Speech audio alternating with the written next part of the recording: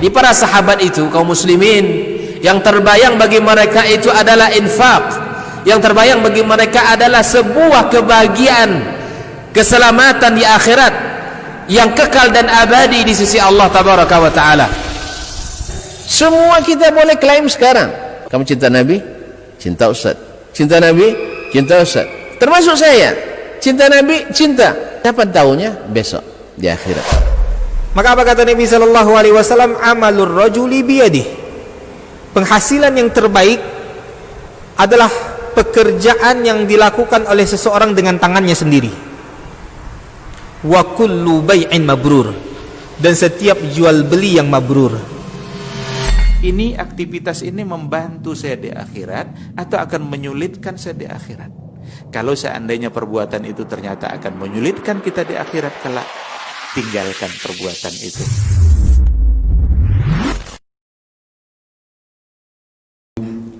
طبعا بعد أن قدم الله عز وجل في الآيات السابقة عن قصة بدء الخليقة وإرادة الله عز وجل لآدم أن يكون خليفة في الأرض وتكريم الله عز وجل لآدم بأنواع الكرامات والفضائل العديدة وحكاية العداوة التي بدأت في الظهور بين آدم وإبليس وخروج آدم من الجنة إلى الأرض وبدء قصة الدنيا مع آدم عليه السلام. بدأ الله عز وجل في ذكر أول قصص بني إسرائيل، وهذا هو أول نداء نادى الله على بني إسرائيل. لماذا قصة بني إسرائيل من أكبر القصص التي أخذت حجما في القرآن الكريم عن غيرها من القصص؟ نعم. بسم الله الرحمن الرحيم. السلام عليكم ورحمة الله وبركاته. الحمد لله رب العالمين، والصلاة والسلام على أشرف الأنبياء والمرسلين وعلى آله وأصحابه ومن تبعهم بإحسان إلى يوم الدين. أشهد أن لا إله إلا الله وحده لا شريك له، وأشهد أن محمدا عبده ورسوله، أما بعد. Bapak Ibu hadirin hadirat yang semoga senantiasa dirahmati oleh Allah Azza wa Jalla. Fadilatul Ustaz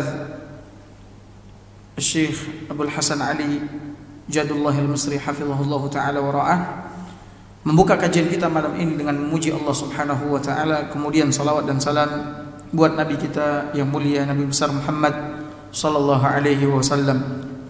Adapun setelahnya beliau melanjutkan kajian kita masih dalam bahasan tafsir surat Al-Baqarah, dan malam ini insyaallah kita akan masuk kepada ayat yang ke-40 di mana Allah Subhanahu wa taala berfirman, "Ya bani Israil, wahai bani Israil, uzkuru ni'mati allati an'amtu 'alaikum wa aufu bi ahdikum wa iyaya farhabun."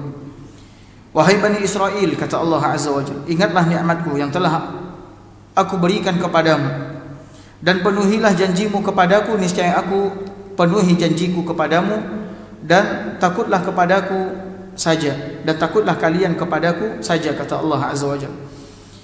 Allah Subhanahu wa taala setelah menjelaskan kepada kita di ayat-ayat sebelumnya tentang pembagian manusia, kemudian Allah Subhanahu wa taala menjelaskan tentang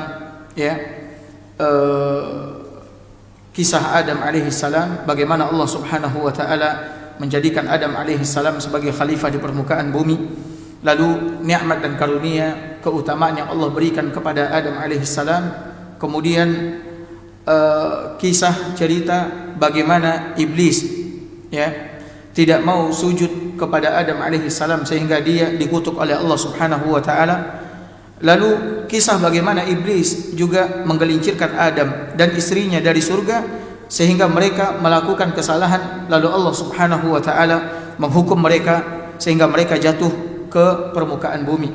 Dan ini semua sesuai dengan takdir Allah Subhanahu wa taala yang Maha tahu dan Maha bijaksana. Kemudian setelah itu semua, Allah Subhanahu wa taala mulai menceritakan kepada kita tentang kisah Bani Israil. Ini adalah kisah Yang pertama yang Allah ceritakan ya tentang manusia di permukaan bumi setelah diturunkannya Adam alaihissalam. Setelah diturunkannya Adam alaihissalam oleh Allah Azza wa Jalla ke permukaan bumi, Allah memulai kisah tentang Bani Israel. Kenapa kisah Bani Israel? Karena kisah Bani Israel adalah kisah yang paling banyak dan paling besar yang Allah sebutkan di dalam Al-Quranul Karim. Di dalamnya terdapat pelajaran dan hikmah yang sangat luar biasa bagi kita semua. Makanya Allah Subhanahu wa taala memanggil Bani Israel, ya Bani Israel. Ini adalah panggilan yang pertama. Allah panggil ya dengannya hamba-hambanya yaitu Bani Israel. السؤال أيها الإخوة لماذا أكثر الله جل وعلا من ذكر قصص بني إسرائيل في القرآن وهذا من رحمة الله عز وجل بنا نحن الأمة المحمدية نحن الأمة التي جعلها الله جل وعلا خير أمة أخرجت للناس لنأخذ منهم العبر والعظات حتى لا نقع فيما وقعوا فيه حتى لا نزل فيما زلوا فيه حتى نأخذ منهم الدروس والعبر حتى نستلهم من ذلك الدروس والعبر لعلنا نكون بحق أوفياء لديننا مؤهلين لحمل الرسالة إلى البشرية جمعاء لذلك أكثر الله من قصص بني إسرائيل في القرآن وأول قصة بعد ذكر الخلافة في الأرض ذكره الله جل وعلا قصة بني إسرائيل لماذا؟ لأنهم لم يقوموا بحق الخلافة لذلك لم يستخلفهم الله في الأرض لأن الله جربهم مرة وثانية وثالثة ورابعة وعاشرة أنعم عليهم النعم تلو النعم مع ذلك كانوا يفشلون في كل امتحان يبتليهم الله به فما كانوا أهلا للاستخلاف في الأرض كما سيتبين من ذكر الآيات لاحقا.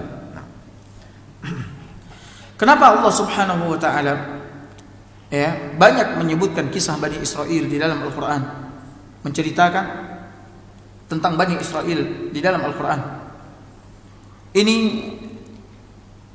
merupakan rahmat Allah Subhanahu wa taala kepada kita, umat Nabi Muhammad sallallahu alaihi wasallam.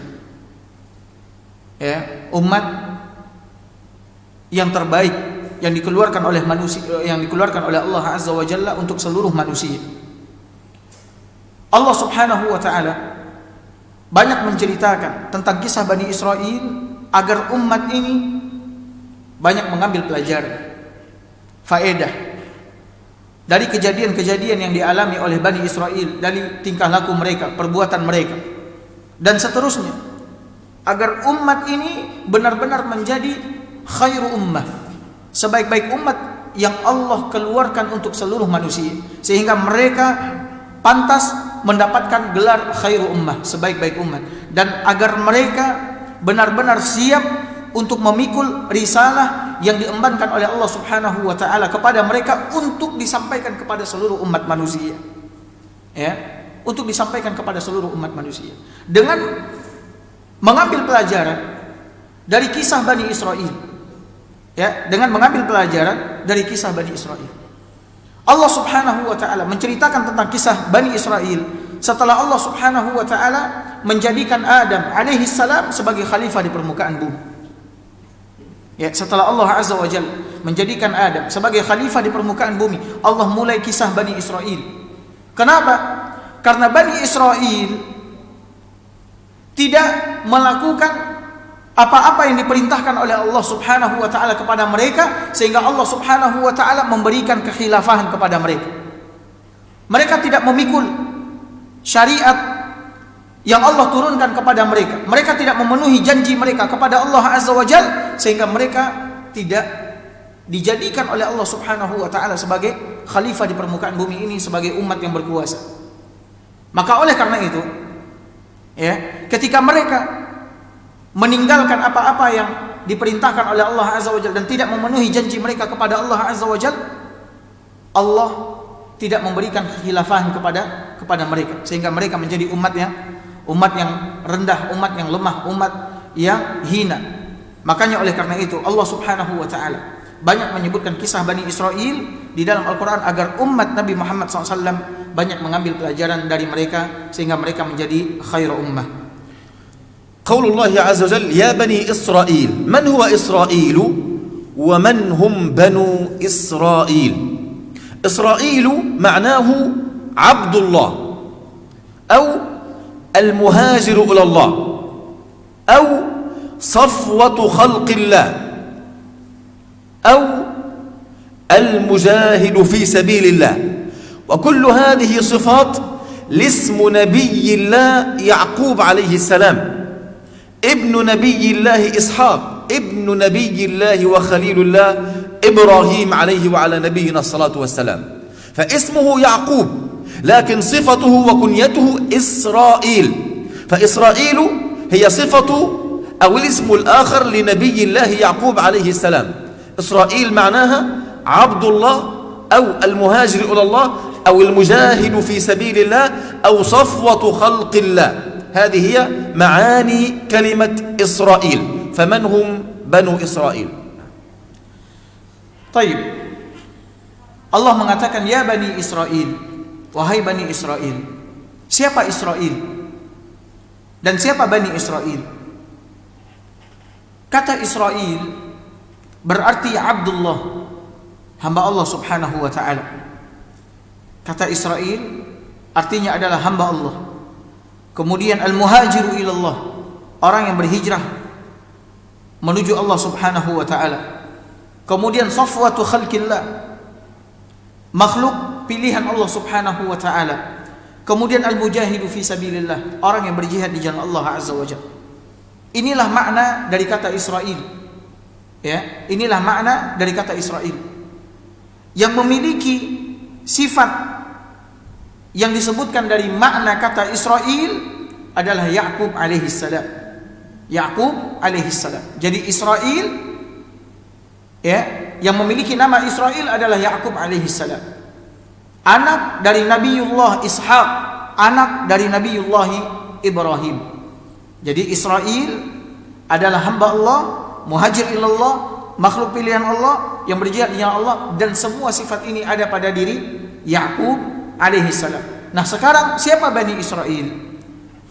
بنو إسرائيل هم أبناء يعقوب عليه السلام بداية من الاثنى عشر وهم الأسباط أولاد يعقوب عليه السلام ومنهم يوسف عليه السلام الذين حاربوا يوسف وألقوه في الجب وأرادوا أن يقتلوه ويفرقوا بينه وبين أبيه إلى غير ذلك هؤلاء الاثنى عشر وأولادهم إلى يومنا هذا التابع لهم من؟ اليهود فاليهود في وجه الأرض كلهم من ذرية يعقوب عليه السلام من ذرية يعقوب عليه السلام طيب سؤال هنا لماذا دائما ينسبهم ربنا جل وعلا قائلا بني إسرائيل ولا يقول بني يعقوب سؤال لماذا الله دائما إذا نادى عليهم يقول يا بني إسرائيل ولم يقل يا بني يعقوب نعم Taib. Adapun Banu Israel mereka adalah anak-anaknya Ya'qub alaihi salam. Anak-anaknya siapa? Ya'qub alaihi salam. Banu artinya anak. Anak Ya'qub alaihi salam 12. Ya, 12 orang. Inilah awal dari Bani Israel, 12 orang anak Ya'qub alaihi salam, dan di antara mereka adalah Yusuf alaihi salam.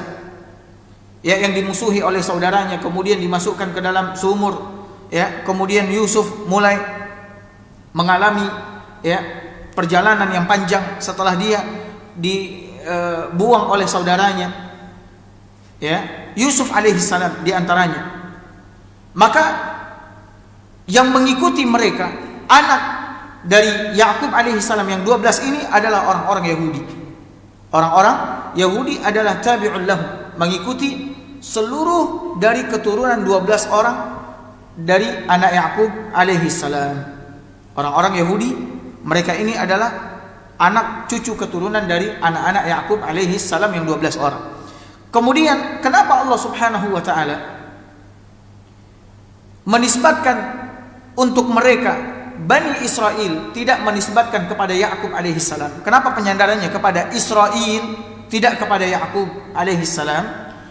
الله جل وعلا دائما ينادي عليهم بقوله يا بني إسرائيل ولم يقل يا بني يعقوب، وهذه لحكمة لا بد أن نتعلمها من حكم القرآن، ولذلك السبب ليستجيش عندهم الإيمان، ليهيج عندهم أسباب الإيمان والصلاح، كأنما الله يذكرهم كلما نادى عليهم يا أبناء الزاهد ازهدوا مثله، يا أبناء ذلك العالم الصالح المصلح افعلوا مثله، يا أبناء النبي العبد الرسول يعقوب لماذا لا تتخلق بأخلاقه. هذه الحكمة من نسبة الله عز وجل أولاد يعقوب إلى بني إسرائيل ولم يقل لهم يا بني يعقوب. وذلك أيضا حينما تجد أبناء العالم تقول لهم يا أبناء العالم تعلموا العلم، حري بكم أن تتعلموا العلم فأبوكم عالم،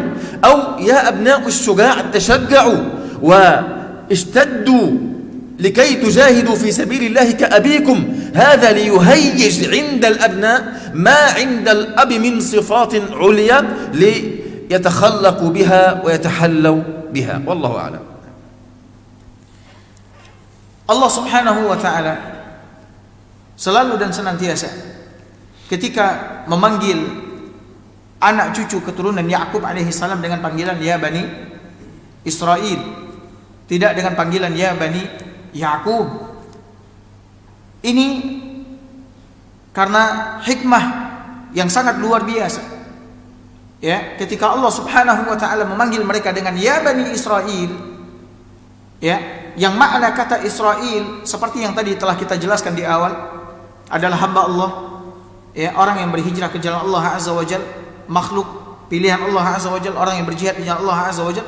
Tujuannya adalah agar hidup di dalam jiwa mereka keimanan kepada Allah azza wajal. Ya, ketika Allah memanggil ya Bani Israel, Allah subhanahu wa ta'ala ingin, ya, membangkitkan keimanan mereka, ingin, ya, menumbuhkan keimanan ke dalam diri mereka.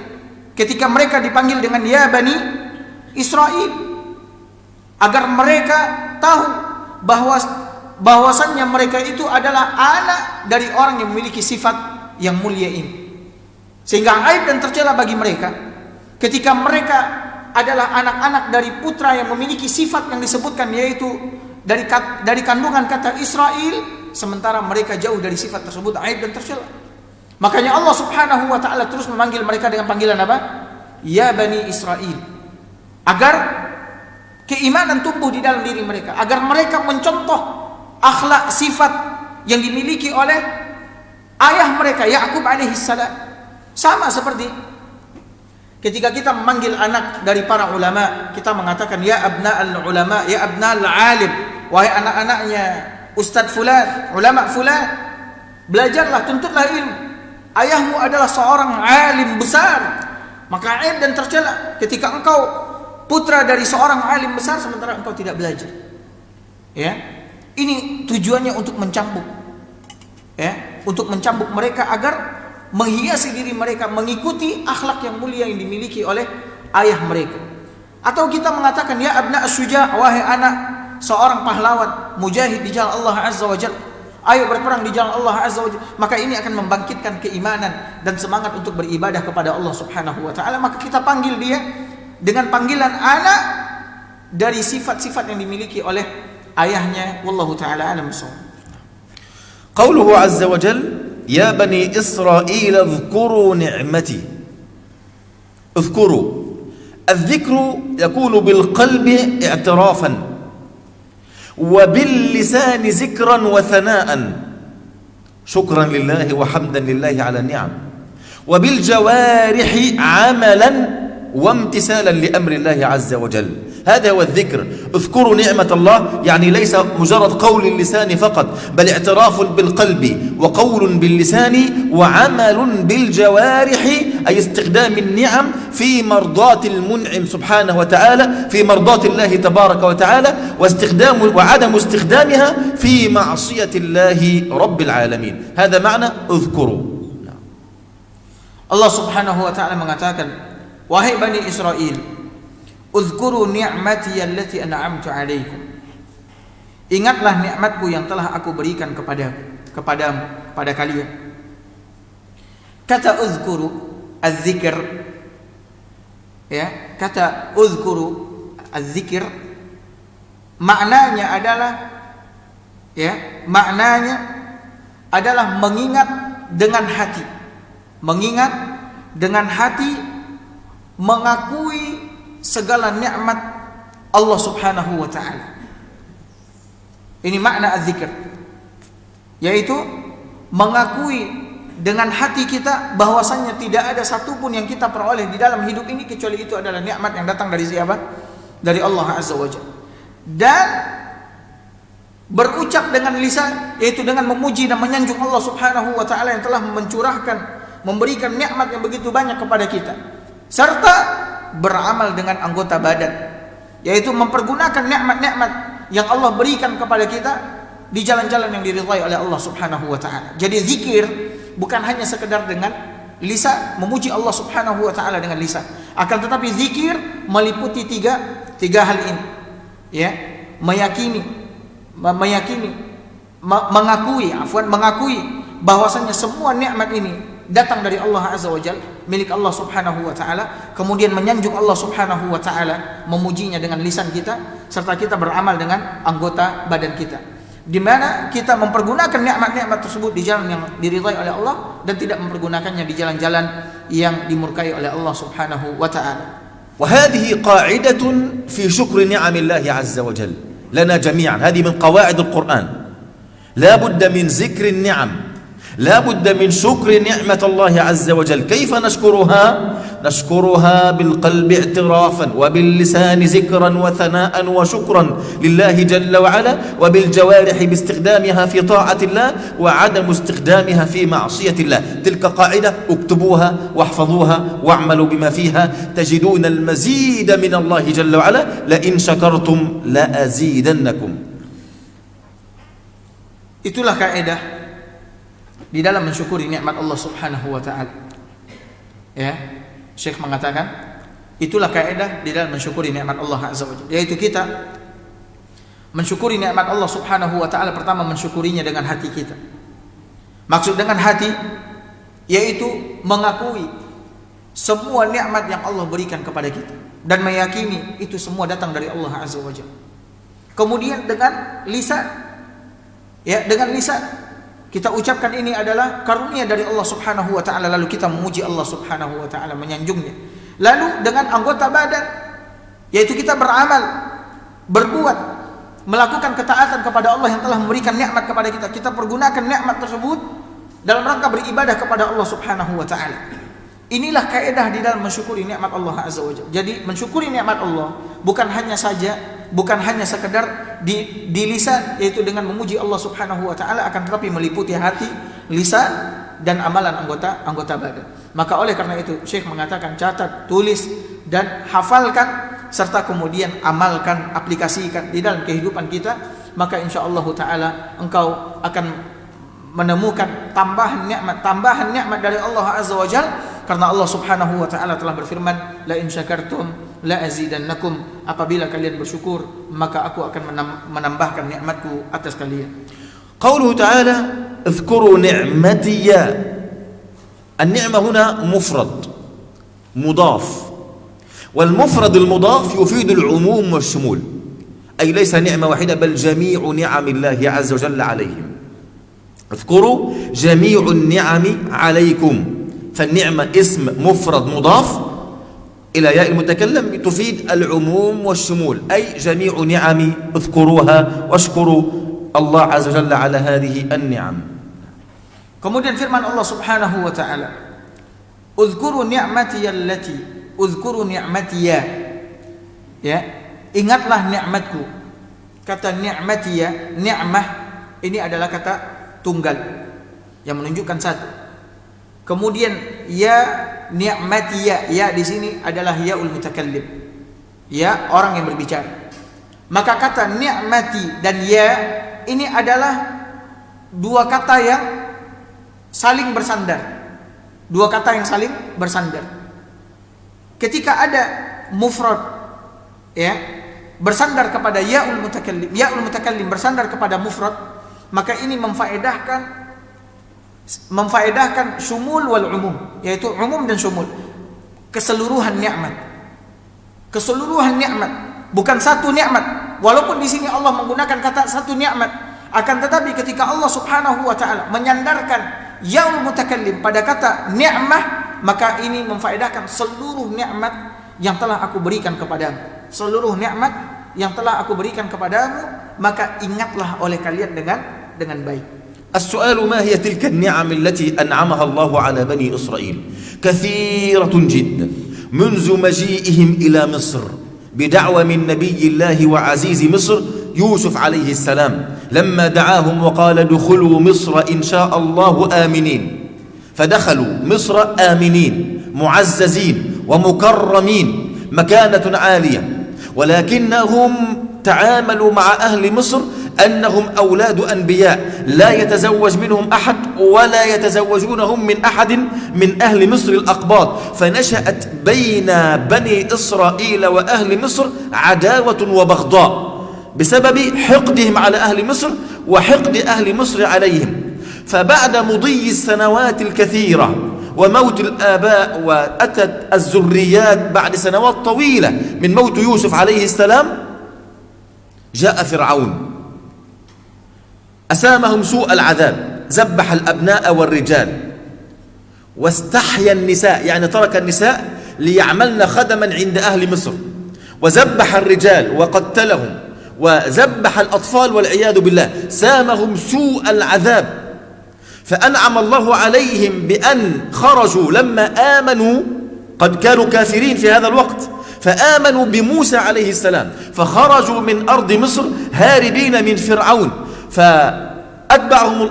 تبعهم فرعون وجنوده، فأغرق الله فرعون أمام أعينهم. كانت هذه نعمة كبيرة جدا جدا، أغرق الله فرعون وجنده أمام أعينهم، ثم انتقلوا وأعطاهم الله أرضا جديدة، أورثهم أرضا لم تكن أرضهم، أورثهم أرضا جديدة ومكن لهم، ولكنهم نكسوا العهود والمواثيق وقتلوا الأنبياء وفعلوا الأفاعيل. المهم نعم كثيرة ذكرها الله عز وجل في القرآن في آيات كثيرة وسوف تأتي معنا إن شاء الله.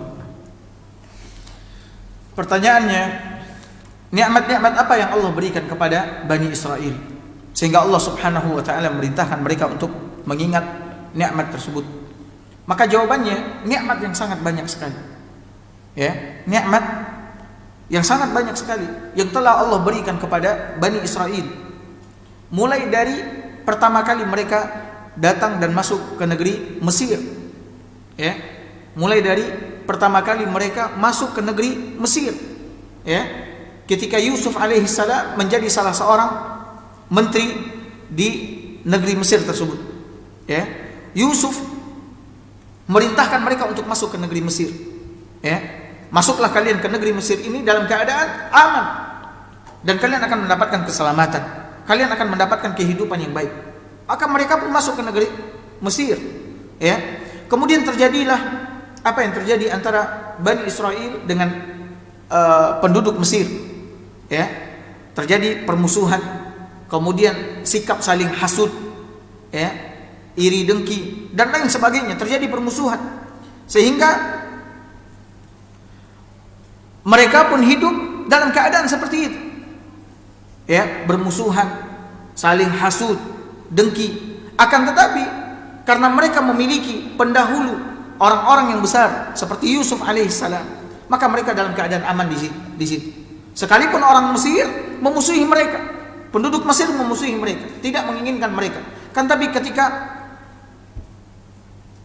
pendahulu-pendahulu mereka masih hidup, mereka masih bisa dalam keadaan aman. Akan tetapi ketika pendahulu-pendahulu mereka seperti Yusuf alaihissalam telah meninggal dan seterusnya, maka datanglah Fir'aun laknatullahi alaih, kemudian memerangi Bani Israel. Sebagaimana yang kita dengar, bagaimana Fir'aun membunuh semua anak laki-laki dari kalangan Bani Israel dan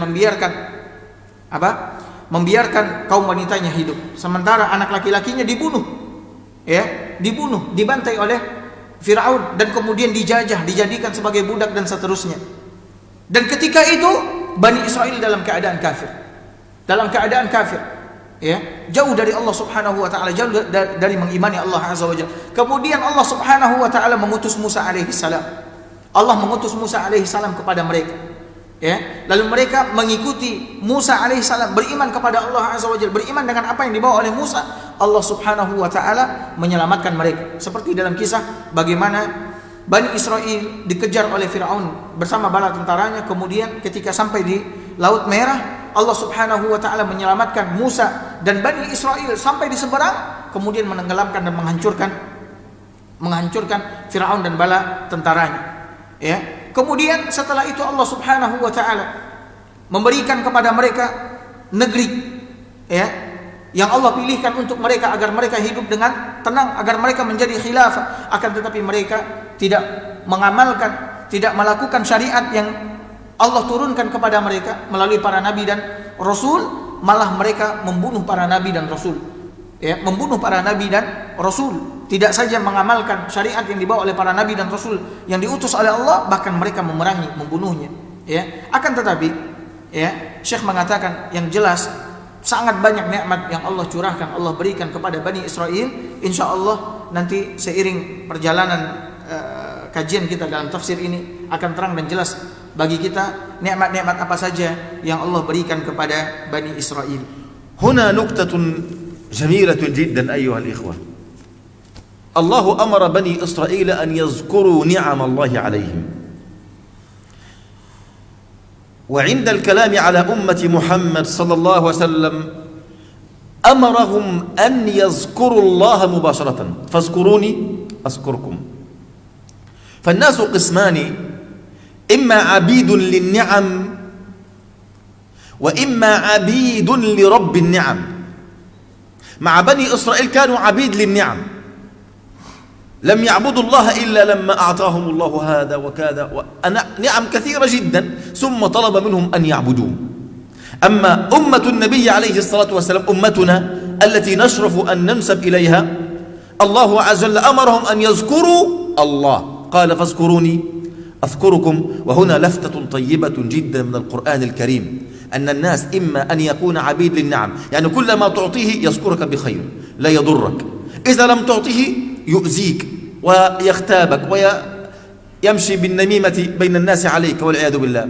وفي بعض الناس أعطيته أو لم تعطه فأنت آمن من جانبه، لا يضرك ولا يؤذيك بل يحبك ويقدرك. فالناس هكذا، إما عبيد للنعم وإما عبيد لرب النعم. فبنو إسرائيل كانوا عبيد للنعم، يعني لا يعبدون الله إلا إذا أنعم عليهم فينعم كذا بكذا وكذا وكذا حتى يعبدوه، ومع ذلك نكسوا العهود. Di sini ada semacam faedah yang sangat lembut sekali dari apa yang Allah katakan di sini tentang Bani Israel. Allah memerintahkan mereka untuk mengingat nikmatnya. Uzkuru ni'matiyya. Ingatlah oleh kalian nikmatku kepada kalian. Kepada Bani Israel, Allah menyuruh mereka untuk mengingat nikmat, agar setelah mereka mengingat nikmat yang Allah berikan kepada mereka, mereka bersyukur kepada Allah Subhanahu wa taala, beribadah kepada Allah Subhanahu wa taala. Adapun kepada umat Nabi Muhammad SAW, sebaik-baik umat dari semua umat yang ada di permukaan bumi ini, Allah tidak menyuruh untuk mengingat nikmat, tapi Allah Subhanahu wa taala langsung mengatakan washkuruli, bersyukurlah kalian kepadaku. Ya, bersyukurlah kalian kepadaku. Perbedaan antara umat Nabi Muhammad SAW dengan umat-umat sebelumnya, yaitu Bani Israel. Kepada umat Nabi Muhammad Allah mengatakan bersyukurlah kalian kepadaku. Kepada umat-umat sebelumnya Allah Subhanahu wa taala menyuruhnya untuk apa? Mengingat nikmatnya terlebih dahulu, kemudian baru bersyukur, ya, atas nikmat yang telah Allah berikan. Maka di sini perbedaannya, ya, adalah bahwa manusia ini apabila dilihat dari nikmat yang Allah berikan kepadanya, maka mereka terbagi kepada dua. Ada yang menjadi menjadi budak terhadap nikmat yang diberikan oleh Allah, ada yang menjadi budak terhadap Rabb yang telah memberikan nikmat. Orang yang menjadi budak terhadap nikmat adalah orang yang dilalaikan oleh nikmat tersebut daripada beribadah kepada Allah Subhanahu wa taala. Dan dia tidak beribadah kepada Allah Subhanahu wa taala kecuali apabila diberikan nikmat. Sementara orang yang menjadi budak kepada Rabb yang telah memberikan nikmat, ya, dia tahu Allah Subhanahu wa taala memberikan dia nikmat untuk beribadah kepadanya. Dan dia tidak dilalaikan oleh nikmat yang diberikan oleh Allah Subhanahu wa taala. Bani Israel, mereka akan beriman, mereka akan beribadah kepada Allah Azza wa Jalla ketika mereka meminta kepada Allah Subhanahu wa taala untuk diberikan nikmat, lalu Allah berikan nikmat, baru mereka beriman. Tapi ketika nikmat itu telah selesai, mereka pun kembali kufur. Adapun orang yang menjadi, ya, budak kepada Rabb yang telah memberikan nikmat, maka dia akan terus beribadah kepada Allah Subhanahu wa taala dengan keyakinan bahwasanya, ya, Allah Subhanahu wa taala memberikan nikmat kepadanya agar dia beribadah kepadanya, dan itulah bentuk syukur kepada Allah Subhanahu wa taala. Allah. Tapi kita dengarkan azan dulu, habis itu kita lanjutkan.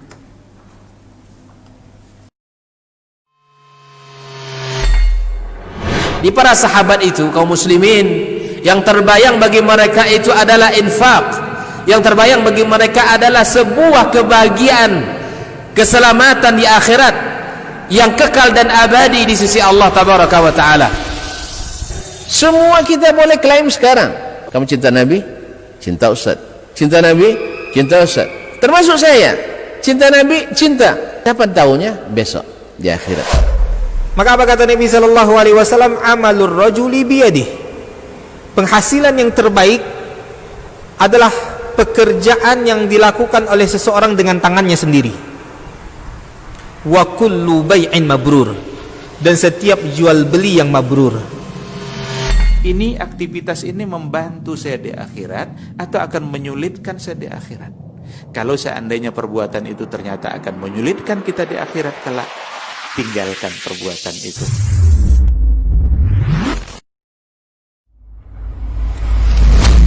Di kalau Umar ini, subhanallah, yang diinginkannya itu generasi-generasi luar biasa, orang-orang hebat. Lalu kemudian apa yang dilakukan oleh Umar? Fa asta'miluhum fi ta'atillah. Aku gunakan mereka ini di dalam ketaatan kepada Allah. Ketika kaum muslimin itu memiliki penyakit namanya wahan, yaitu hubbud dunya wa karahiyatul maut, cinta dunia dan takut akan kematian. Lalu Nabi menjawab dengan yang lebih penting. Apa itu? Madza a'adatta laha. Apa yang engkau siapkan untuk kiamat itu? Bin Sulaiman tadi, inti yang bisa kita ambil apa? Solehkan diri kita. Solehkan diri kita sebelum mencari rezeki. Karena kalau kita tidak soleh, kalau kita tidak bertakwa kepada Allah Subhanahu wa ta'ala dalam mencari rezeki itu akan terasa sulit.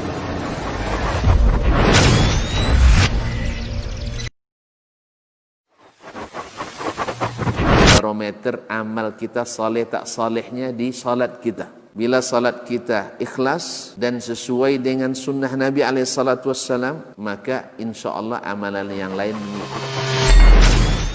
Ini aktivitas ini membantu saya di akhirat atau akan menyulitkan saya di akhirat?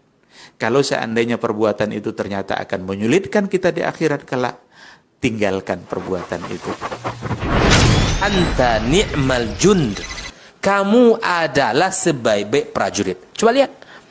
Kamu adalah sebaik-baik prajurit. Maka tujuannya adalah menghancurkan kehidupan rumah tangga.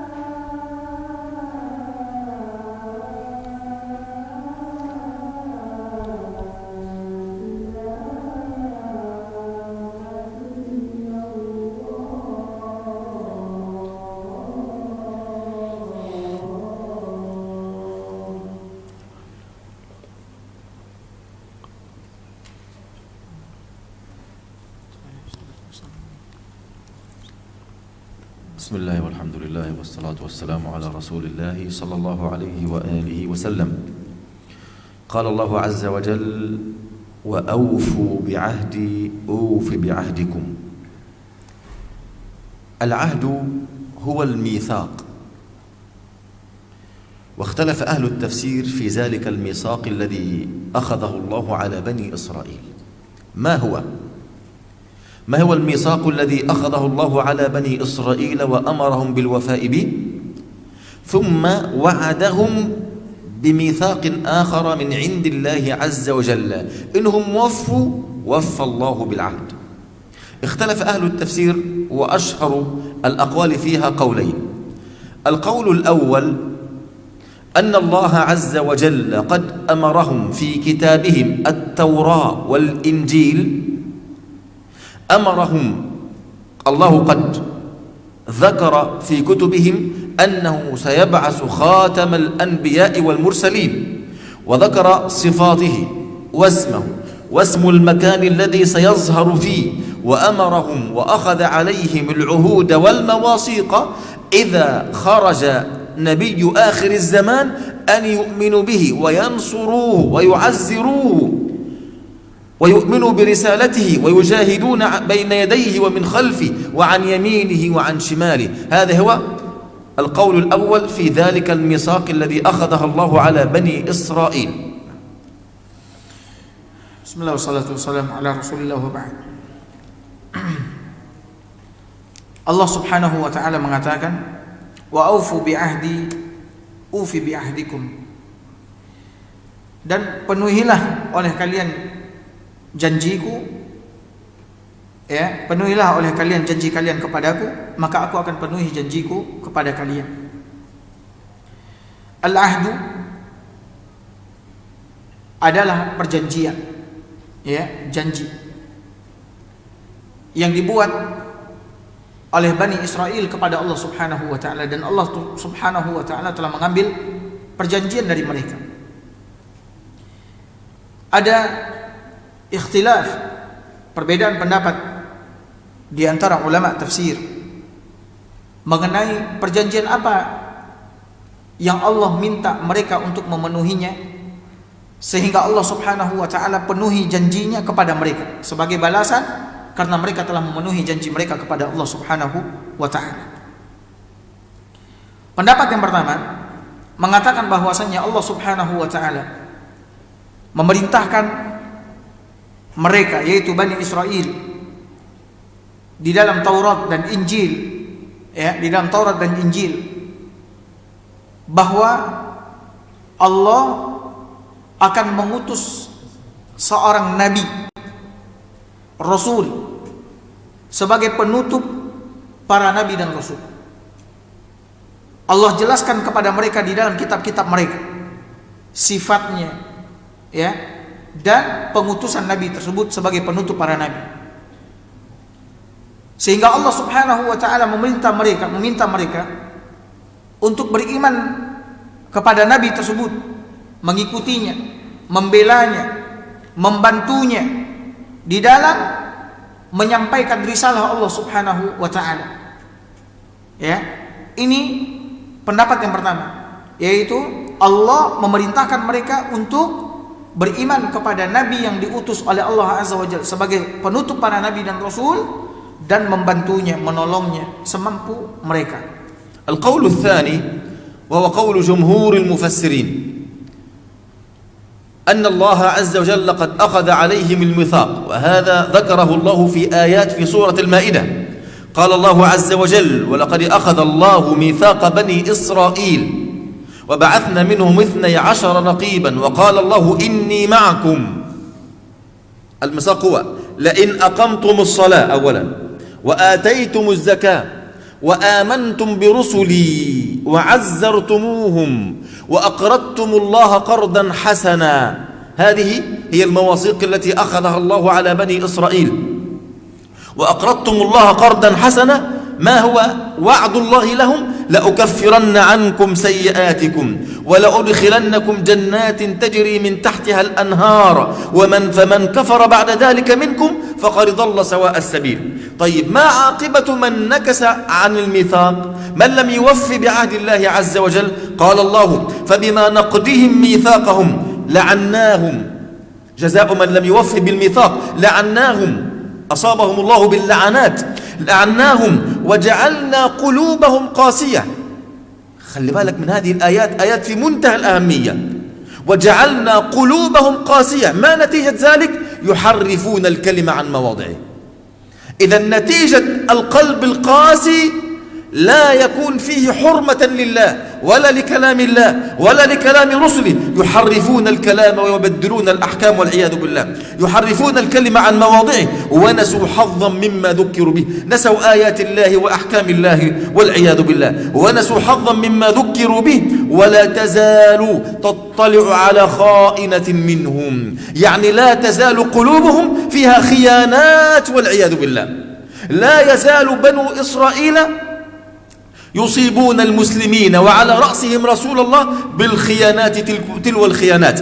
هؤلاء لا عهد لهم ولا ميثاق لهم ولا إيمان لهم ولا أيمان لهم، فهم أهل غدر ونفاق وكذب وتبديل وتحريف، وقتلوا الأنبياء وغدروا بالأنبياء، فكيف يفو لنا أيها الإخوة؟ قال ولا تزال تفيد الاستمرار إلى قيام الساعة، ولا تزال تطلع على خائنة منهم إلا قليلا منهم. الله سبحانه وتعالى يعني من عدل الله أن الله استثنى طائفة قليلة جدا من بني إسرائيل لا تفعل بهذه الأفعيل، بل آمنت بالله وبوعد الله عز وجل. إلا قليلا منهم فاعف عنهم واصفح إن الله يحب المحسنين. الله أكبر.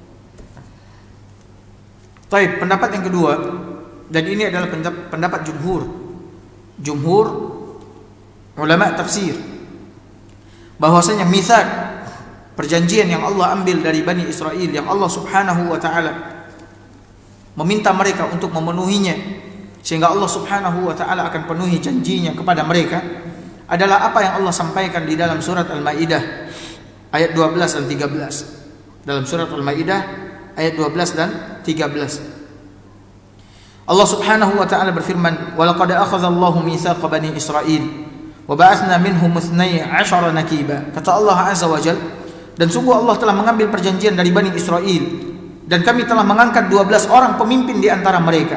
Wa qala Allahu inni ma'akum, dan Allah pun berfirman kepada mereka, aku bersama kalian.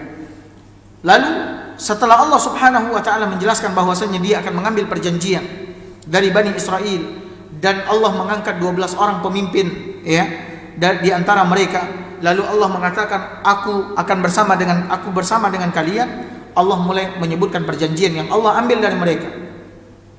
Kata Allah Azza wa Jalla, la in aqamtumus salata wa ataitumuz zakata wa amantum bi rusuli wa azzartumuhum wa aqradtumullaha qardan hasana. Kata Allah Azza wa Jalla, sungguh jika kalian yang pertama melaksanakan salat, kemudian menunaikan zakat, kemudian beriman kepada rasul-rasulku yang aku utus, kata Allah Azza wa Jalla, kemudian kalian membantu mereka, membela mereka, membantu mereka, menolong mereka, lalu kalian memberikan pinjaman yang baik kepada Allah Subhanahu wa taala. Ini janji yang Allah minta dari Bani Israel untuk mereka penuhi. Kalau mereka memenuhi ini, apa balasan dari Allah Subhanahu wa taala? La ukaffiranna ankum sayyi'atikum wa la udkhilannakum jannatin tajri min tahtiha al-anhar. Niscaya kata Allah Azza wa Jalla, aku akan hapuskan. Ini janji Allah Subhanahu wa taala kepada Bani Israel. Aku akan hapuskan, gugurkan dari kalian kesalahan-kesalahan kalian, dan aku akan memasukkan kalian ke dalam surga-surga yang mengalir di bawahnya sungai-sungai. Faman kafara ba'da dzalika minkum faqad dhalla sawa'as sabil. Namun kata Allah Azza wa Jalla, siapa yang kafir di antara kalian setelah itu, maka sesungguhnya dia telah tersesat dari jalan yang lurus. Siapa yang kafir di antara kalian setelah itu, maka sesungguhnya dia telah tersesat dari jalan yang lurus. Setelah Allah Subhanahu wa taala menjelaskan perjanjian yang Allah minta mereka untuk memenuhinya, dia kafir, berpaling dari itu, maka sungguh dia telah tersesat dari jalan yang lurus. Lalu Allah Subhanahu wa taala di ayat berikutnya menjelaskan akibat mereka melanggar perjanjian Allah Subhanahu, perjanjian mereka dengan Allah Azza wa Jalla. Allah jelaskan sanksi yang Allah berikan kepada mereka, hukuman yang Allah turunkan, timpakan kepada mereka karena mereka melanggar perjanjian dengan Allah Subhanahu wa taala. Apa kata Allah Azza wa Jalla? Fabima naqdihim mitsaqahum, tetapi karena mereka melanggar janjinya, tidak memenuhi dan menepati janjinya kepada Allah Subhanahu wa taala, la'annahum, kami laknat mereka. Perhatikan, kami laknat mereka, orang-orang Bani Israel dilaknat oleh Allah Subhanahu wa taala. Wa ja'alna qulubahum qasiyah, dan kami jadikan hati mereka keras. Kata Allah Azza wa Jalla, kami jadikan hati mereka keras. Ya. Perhatikan azab yang Allah berikan kepada mereka. Hati mereka keras sehingga tidak bermanfaat lagi. Ya. Apapun yang disampaikan kepada mereka dari wahyu-wahyu Allah Subhanahu wa taala, peringatan-peringatan yang disampaikan kepada mereka. Kenapa? Karena hati mereka keras. Dan ini pelajaran yang sangat besar bagi kita. Ketika kita berpaling dari apa yang Allah perintahkan, dari apa yang Allah syariatkan, maka sanksinya adalah Allah Subhanahu wa taala akan menjadikan hati kita apa? Keras. Sehingga sulit untuk dimasuki oleh keimanan. Kemudian karena kerasnya hati mereka, mereka tidak beriman. Bukan sampai di situ saja. Mereka kufur kepada Allah. Bukan sampai di situ saja. Allah katakan yuharrifunal kalima am mawadhi'i. Mereka melakukan perbuatan yang sangat besar, yaitu mereka, kata Allah Azza wa Jalla, mengubah firman-firman Allah Subhanahu wa taala dari tempatnya. Dirubah-rubah oleh mereka. Dicampur aduk oleh mereka. Ya, dengan berbagai macam kebatilan. Lalu Allah mengatakan wa nasu hawwan mimma dzukiru bih, dan mereka sengaja melupakan sebagian pesan yang telah diperingatkan oleh Allah Azza wa Jalla kepada mereka. Ya, mereka rubah ayat-ayat Allah dan mereka lupakan apa-apa yang telah disampaikan oleh Allah Subhanahu wa taala kepada mereka sebagai peringatan. Lalu Allah melanjutkan lagi, wala tazalu tattali'u ala kha'inatin minhum illa qalilan minhum. Dan engkau wahai Muhammad, la tazal, ini memfaedahkan istimrar, terus menerus, continue sampai hari kiamat. Engkau wahai Muhammad, kata Allah, akan terus senantiasa melihat pengkhianatan. Bani Israel adalah kaum yang suka berkhianat. Hati mereka dipenuhi dengan khianat, dan terlihat bagaimana perjanjian-perjanjian orang-orang Yahudi dengan Nabi SAW ketika Nabi SAW masih hidup, ya, dikhianati, dicurangi, dibatalkan oleh mereka, dan seterusnya. Engkau akan senantiasa melihat pengkhianatan dari mereka, ya, illa qalilan minhum, kecuali sedikit di antara mereka yang selamat dari hukuman ini, yaitu mereka yang betul-betul, ya, mengambil apa yang Allah berikan kepada mereka, dan mereka yang betul-betul memenuhi janji mereka kepada Allah Subhanahu wa taala. Lalu Allah mengatakan fa'fu anhum wasfah, maka maafkanlah mereka dan biarkanlah mereka. Innallaha yuhibbul muhsinin, sesungguhnya Allah mencintai orang-orang yang berbuat baik. Wa fi nihayatil ayah ayyuhal ikhwah, amarahumullahu azza wa jalla bisababin بالسبب الحامل لهم على الوفاء بالعهد. يا الله، هذا من رحمة الله. بعد أن أمرهم بالوفاء بالعهد أعطاهم سبب ليعينهم على أن يوفوا بالعهد، وهذا السبب هو أن يحققوا الرهبة في قلوبهم من الله. وهنالك فرق بين الخوف والخشية والرهبة، في فرق بين هذه الكلمات، بين الخوف والخشية والرهبة. هنا الله قال وإياي فارهبون، لماذا لم يقل وإياي فاخشون أو وإياي فخافون؟ لماذا قال وإياي فارهبون؟ حينما نعرف الفرق بين هذه الكلمات الثلاث تعرف عظمة الله جل جلاله وتقدس أسماؤه. Kemudian di akhir ayat Allah Subhanahu wa taala menyampaikan kepada mereka sebab yang dapat membuat mereka memenuhi janji mereka kepada Allah Subhanahu wa taala. Dan ini di antara bentuk rahmat Allah Subhanahu wa taala, kasih sayang Allah Azza wa Jalla kepada mereka. Allah tunjukkan kepada mereka agar mereka dapat, ya, memenuhi janji mereka kepada Allah Subhanahu wa taala. Mereka harus mengambil sebab ini, yaitu Allah Subhanahu wa taala mengatakan wa iyaya farhabun, maka hendaklah kalian hanya takut kepadaku saja. Hendaklah kalian takut kepadaku saja, kata Allah Subhanahu wa taala.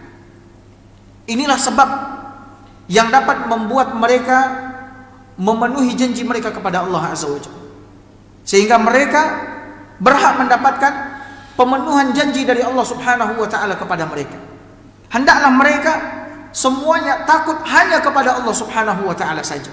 Dan di sini hadirin hadirat yang dimuliakan oleh Allah Azza wa Jalla, terdapat perbedaan makna dari 3 kata yang mungkin dalam bahasa Indonesia artinya sama, akan tapi maknanya satu dengan yang lain berbeda.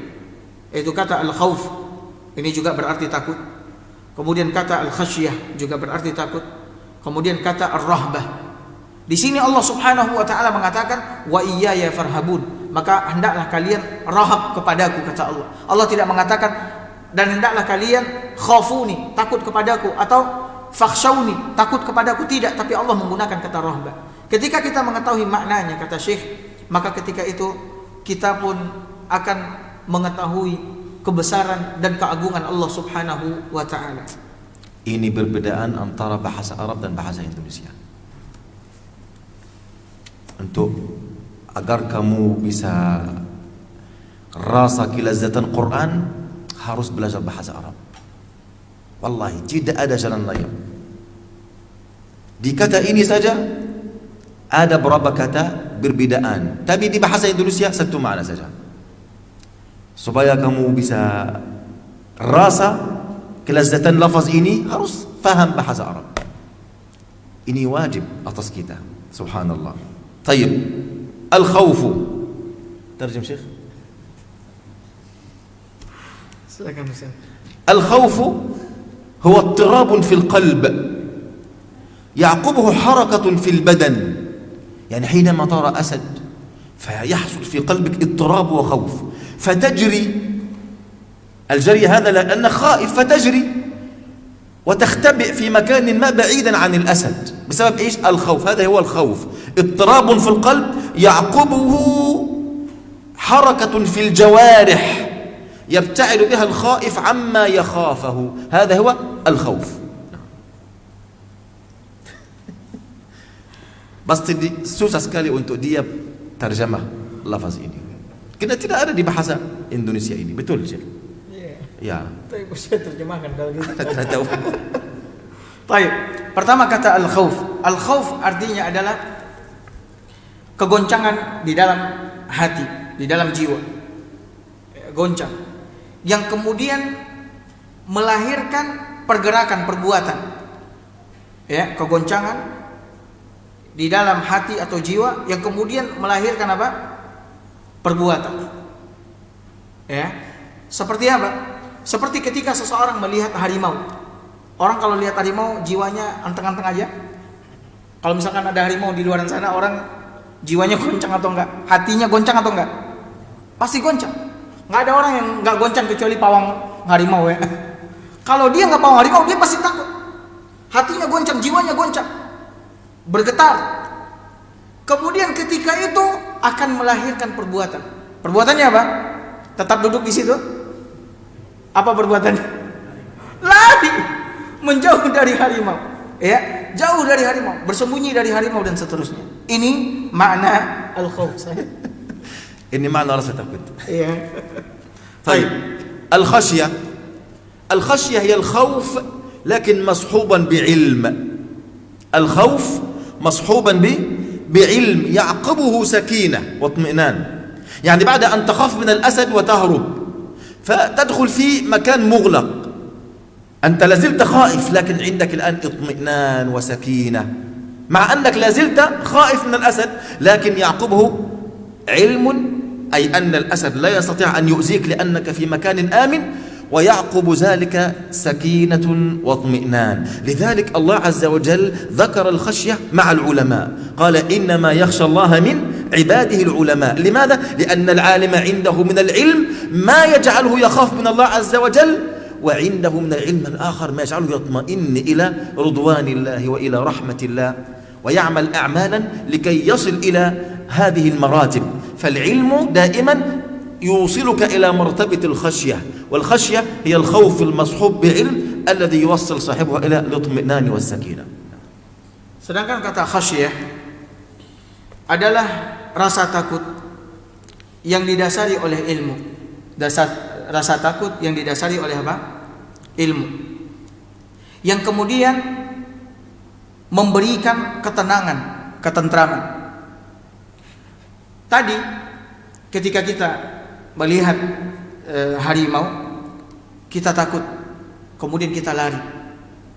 Ini tadi kata apa? Khauf. Sekarang khasyah. Khasyah ketika kita sudah lari, ya, dan kemudian kita betul-betul berada di tempat yang gelap, yang harimau mungkin tidak akan menemukan kita dan seterusnya, maka kita akan apa? Merasa tenang. Tapi masih takut atau enggak? Masih takut atau enggak? Masih. Kenapa? Harimau masih di luar. Cuman kita udah berada di tempat yang apa? Yang aman. Ya, dan kita mengetahui itu. Ini perbedaan antara khauf dengan khasyah. Khasyah, rasa takutnya didasari oleh ilmu. Didasari oleh apa? Ilmu. Ilmu melahirkan keyakinan. Keyakinan memberikan ketenangan. Dia udah yakin sehingga dia tenang, tapi masih ada apa? Rasa takut. Makanya oleh karena itu Allah Subhanahu wa taala menyebutkan di dalam Al-Qur'an, khasyah ini adalah rasa takut yang dimiliki oleh para ulama. Khasyah adalah rasa takut yang dimiliki oleh siapa? Para ulama. Para ulama takut didasari oleh ilmu mereka kepada Allah Azza wa Jalla. Takut akan siksaan Allah Subhanahu wa taala. Takut akan ini, takut akan itu, azab Allah Azza wa Jalla dan lain sebagainya. Akan tetapi karena mereka memiliki ilmu, mereka juga memiliki ketentraman, ketenangan. Yaitu apa? Mereka dengan melakukan amal soleh, menjauhi apa-apa yang dilarang oleh Allah Azza wa Jalla, mengerjakan apa yang diperintahkan oleh Allah, Allah akan memberikan keridhaannya kepada mereka. Allah akan memberikan rahmatnya. Ma'annahum, sekalipun mereka pada dasarnya mereka tetap apa? Takut kepada Allah, tapi mereka memiliki ilmu yang membuat mereka tenang. Anak kalau mengerjakan apa yang Allah perintahkan, anak akan selamat. Anak kalau melakukan ini, Allah akan memberikan ini, Allah akan menyayangi anak-anak, Allah akan begini dan begitu. Ya, ini perbedaan antara apa? Khauf dengan apa? Khasyah. Semakin bertambah ilmu seseorang, semakin besar rasa takutnya kepada Allah Subhanahu wa taala, dan juga semakin Allah berikan ketenangan kepadanya. أما الرهبة فهي الخوف مصحوبا بالحب والإجلال. مصحوبا بالحب والإجلال، يعني أنت حينما تجد إنسان تحبه عظيم كبير في المقام فيحدث في قلبك رهبة. الرهبة شيء من الخوف، لكن هذا الخوف هو مزيج من الخوف مع الحب والإجلال والتعظيم لهذا الإنسان. إذن الرهبة هي الخوف مصحوبا بالحب والإجلال لله عز وجل. في هذه الآية الله في بدايتها ذكرهم بالنعم. يعني الإنسان دائما مجبول على حب من أنعم إليه. واحد دائما يحسن إليك وينعم عليك ويحسن إليك وينعم عليك، يقينا أنك ستحبه. فالله ذكرهم بالنعم، وفي آخر الآية الله أمرهم بالرهبة ولم يأمرهم بالخوف ولا بالخشية، بل بالرهبة. قال وإياي فارهبون، لأن الرهبة خوف مع حب للمنعم سبحانه وتعالى، مع تعظيمه وإجلاله سبحانه وتعالى. وهذا هو سبب حامل للإنسان أن يقوم بالتكاليف الشرعية على أتم وجه، والله أعلم. Sedangkan rahbah adalah rasa takut yang didasari kecintaan, pengagungan, dan pemuliaan. Saya ulangi, sedangkan rahbah adalah rasa takut yang didasari oleh kecintaan, kemudian pengagungan dan pemuliaan. Allah Subhanahu wa taala ketika memanggil Bani Israel, menyuruh mereka untuk mengingat nikmat yang telah Dia berikan kepada mereka, ya, yang telah Dia berikan kepada mereka, Allah perintahkan mereka di akhir ayat untuk takut kepada Allah Subhanahu wa taala dengan kata rahab, yaitu manusia kalau sekiranya dia diberi kebaikan oleh manusia, oleh orang lain, terus diberikan kebaikan oleh seseorang kepadanya, seseorang memberikan kebaikan kepadanya, maka secara otomatis dia akan mencintai siapa? Orang yang memberikan kebaikan kepadanya.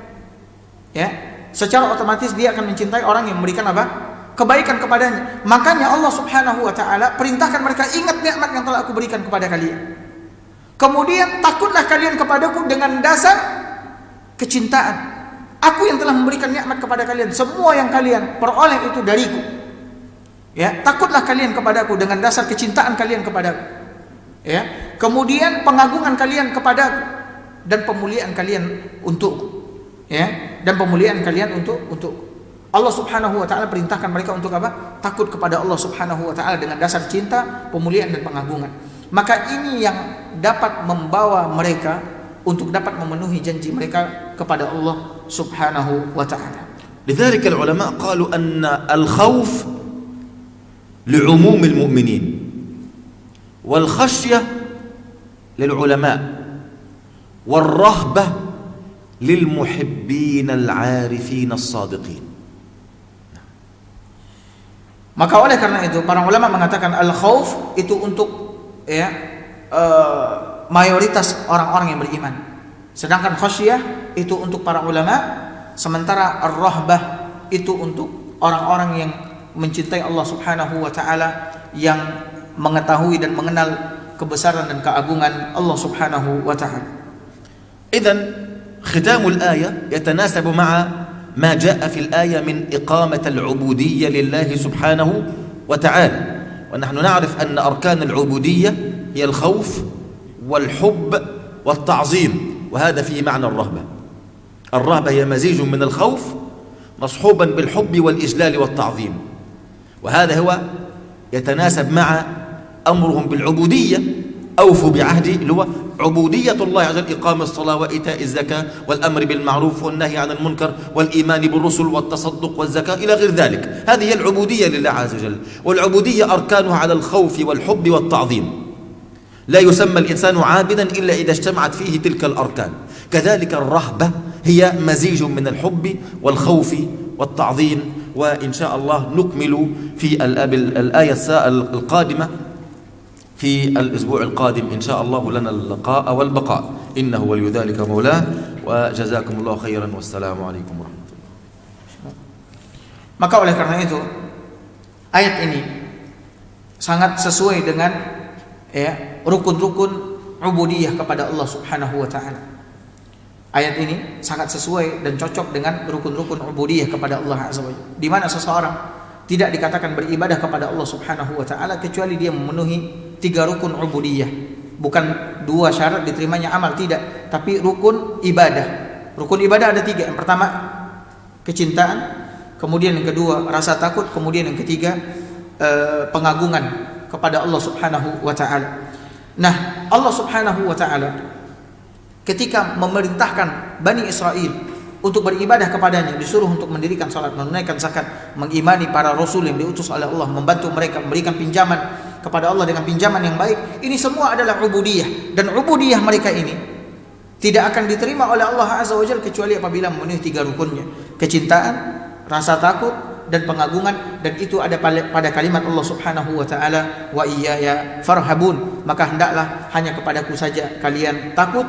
Makna rahbah adalah rasa takut yang didasari oleh kecintaan, kemudian pengagungan dan pemuliaan kepada Allah Subhanahu wa taala. Insyaallah akan kita lanjutkan di pertemuan kita berikutnya, ayat setelahnya. Sallallahu ala nabiyina Muhammad wa ala alihi wasahbihi wasallam. Assalamualaikum warahmatullahi wabarakatuh.